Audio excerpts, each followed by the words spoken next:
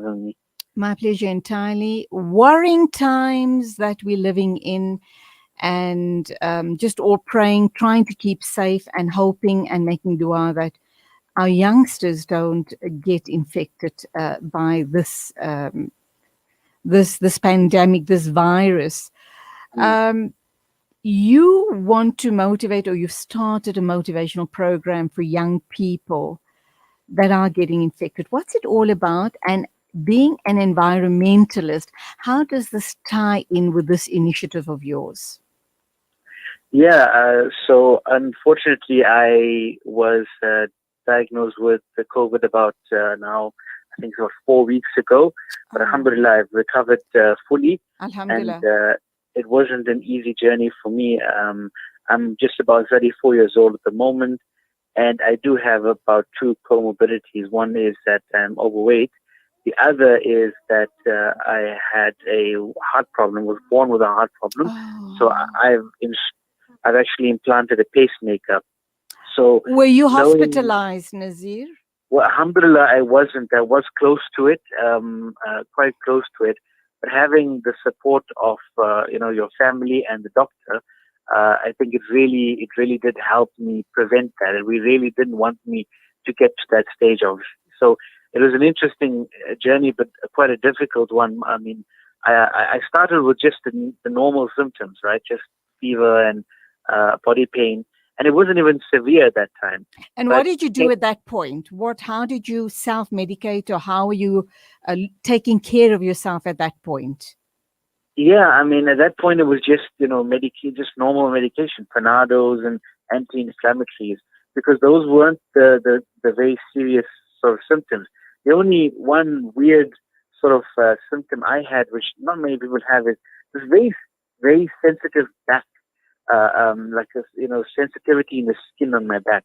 Like I couldn't even wear a t-shirt or anything, could Oh, not touch the back for 2 days. It was very strange. So body pain was one, but this was like a sensitivity that is hard to explain. So I mean, that was the only really serious one that I had for the first 6 days. But when the breathing started, was the more difficult ah, part. okay. So my that's when my doctor was quite concerned, um, and so it was just constant monitoring from the family and the doctor, ensuring that I didn't get to a stage. But there were nights where I would wake up just gasping for air. I couldn't sleep most of the night. And that's when the concern comes in. Your mental state at that moment is just like, is this it? Is this how I'm going?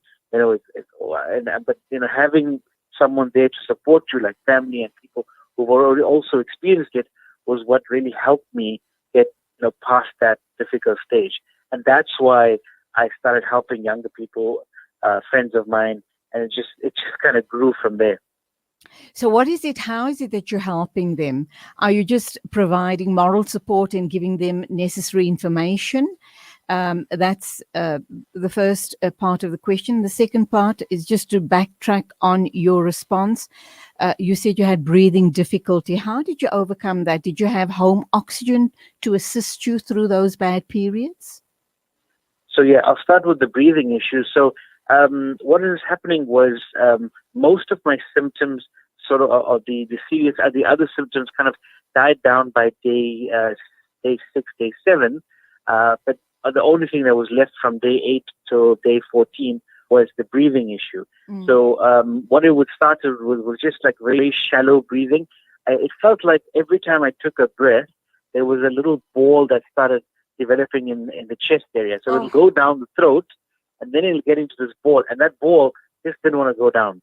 It just sat in the chest, and so you're trying to force it down, but if you forced it anything, you'd start coughing, and then the cough would be so disturbing, because that's just now making you lose so much more breath, and you can just see on your oximeter, you're dropping from 92, 91, 89, because you're starting to cough.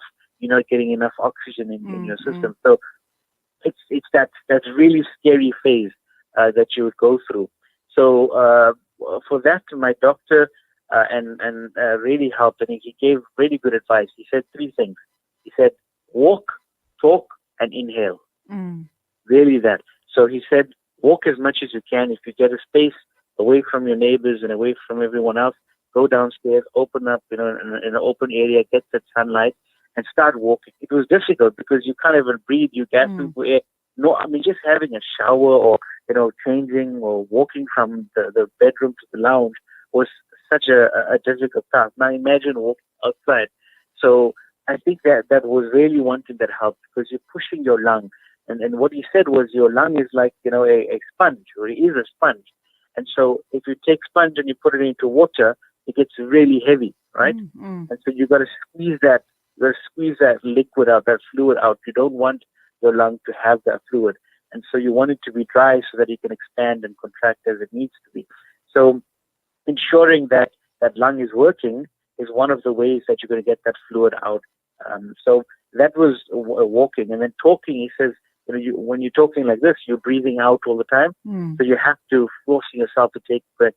And that's, again, the second thing. So he said, call whoever you want, have a chat to whoever you want. So that really helped. So talking to my friends and family was really helping. And then the last he said was inhaling. So we know in inhaling, without even any menthols or anything, just that fact that you're taking in this steam is really killing firstly the viral load.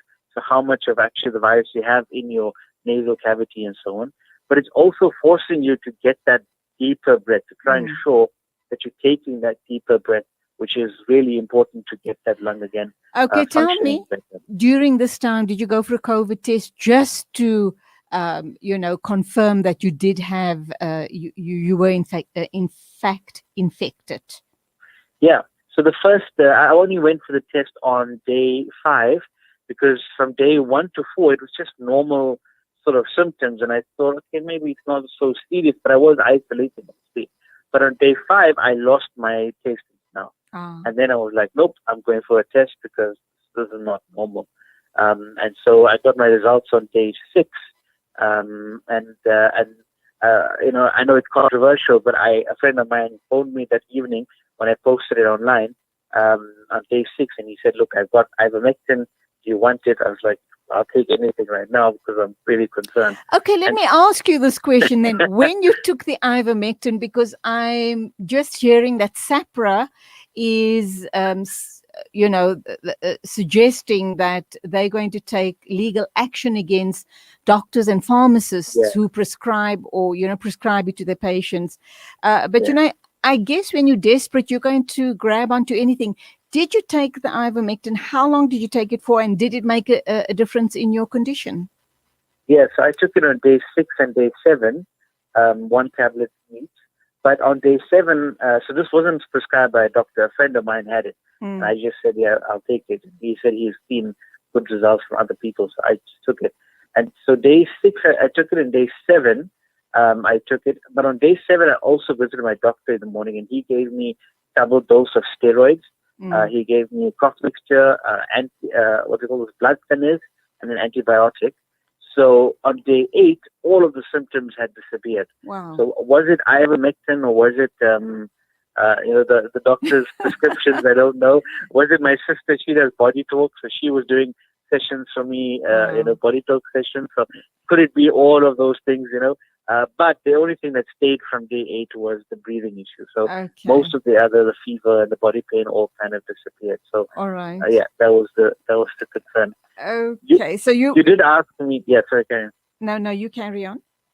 I said you did ask me about how I'm helping people. Yeah. So again, I'm not a doctor at all, but what I'm doing is, for me, I really believe that mental state was really important. There was one night, it was actually on day 9 or 10, when it was so difficult to breathe, when we were concerned and possibly saying let's go to the hospital, that I sat and because I couldn't sleep at night, and I had this mental thought saying, Nazeer, look, many of us fear death, right? For me, it's not about fearing death. It's fearing the fact that I'm going to be causing the grief and pain on my family when I leave, if it had to happen like that. It was more concerned about what happens to my family, how they're going to cope, and the destruction that it happens, and the consequences of I'm the only son in the family, and my dad's late, so it's just my mom, my sister, and and my wife here in Durban. My other sisters are overseas. So, all of those thoughts come to your mind. So it's not about fearing death, it's fearing the consequences. But I really said, look, I need to fight this. I'm going to get up early tomorrow. I'm going to, ensure that I force myself to continue inhaling and walk and talk and do what the doctors are saying. So it's just that, we know shifa comes from Allah, but it also means that we got to take those means and fight it ourselves. So basically, a lot of my friends after they saw that I recovered, was saying, hey, I've also got this. And what I was doing was dangerous, was Googling every single symptom, right? So I was like, if I'm feeling something, I'm Googling, is this normal? Unfortunately, Nazeer, unfortunately, we've got to leave it there. We've run out of time. We've got to take an ad break. But thank you for sharing your story with us. And if people do want to get hold of you, do we have your permission to give out your number? If people need moral support, so we can give out your number. Definitely, no problem. And may you have total shifa, and may you help other people in a similar situation. Shukran very much, and Assalamu alaikum.